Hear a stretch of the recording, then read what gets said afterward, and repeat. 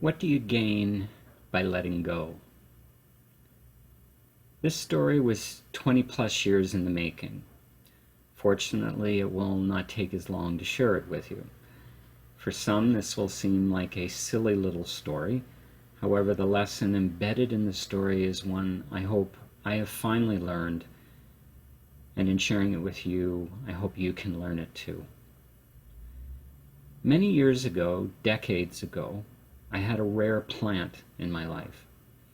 For you botanists out there, the plant was an Epiphyllum ackermanni. The common name for this plant is orchid cactus. The orchid cactus is an exquisite plant. While untidy in appearance, the flowers that are produced are extraordinary in every way. The sheer size of the fluted flower, some 3 to 5 inches in diameter, it's awe-inspiring. And the deep, deep red color of the flower is enchanting. The plant was in my life for a few years, faithfully producing exquisite bloom after exquisite bloom each year that it was in my life. When I moved, the plant did not come with me. So many years passed, and I had moved into a new house in Ottawa, Canada, that provided ample natural light for houseplants. As I was going through my antique plant encyclopedia one day, dreaming of all the plants I could adorn my new house with, I came across the orchid cactus. Remembering how much joy it brought into my life in the past, and thinking I could provide the proper conditions for such a plant to thrive in my new home, I sought to bring an orchid cactus back into my life. Much to my surprise and disappointment, no floral stores or greenhouses in Ottawa carried the plant. I searched and I searched and searched some more, and not a single store or supplier in Ottawa or the province I lived in carried or bred orchid cactuses. Not wanting to give up on my dream, I turned to my good friend Mr. Google of the internet family of search engines and found a botanist in California who bred the hybrid form of orchid cactus. We exchanged a few emails, and I was fascinated to be informed that the botanist community had stopped breeding the rare and exquisite orchid cactus many years before. However, this California-based botanist had made her life passion in breeding new hybrid forms of orchid cactus for mass enjoyment. Without hesitation, I had a few cuttings of the hybrid orchid cactus shipped from California to my home in Ottawa, Canada. The cuttings arrived a few days later, and I immediately planted the cuttings, carefully following the California botanist instructions for soil, water, and other care. It was late summer, and I had no expectations the plant would produce any growth for the remainder of the season.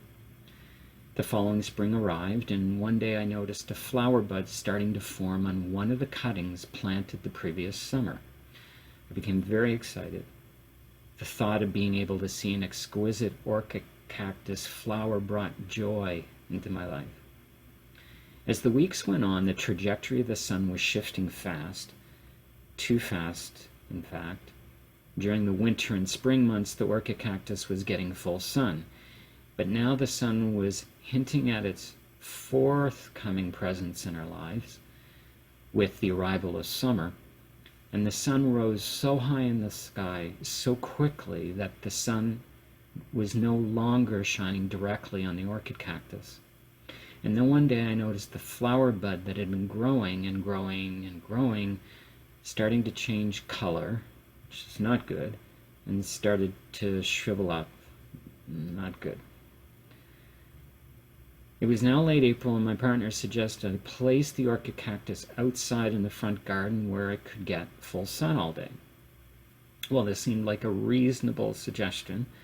I balked at the idea of placing this precious, to me, plant outside in the elements. I feared the temperatures, it was still quite cool at night, would stunt the plant's growth, or the nature's creation that would take up residence in the cactus and leave it battered and broken. So I resisted the idea, and I held on. Each passing day saw the flower bud shrivel more and more. I was saddened. My dream of seeing this extraordinary flower in full bloom was fading with every day. And again my partner suggested I place the plant outside in the front garden, and again I resisted. I held on. Finally, I had nothing to hold on to. The buds shriveled up and fell off the stalk. Not to sound too dramatic, but it was a day of mourning for me.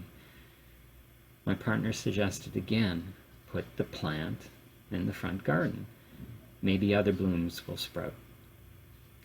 Knowing that blooming plants like orchid cactus have cycles of blooming each year, and typically only once per year, I realized that my opportunity to see my orchid cactus in full bloom this year had passed.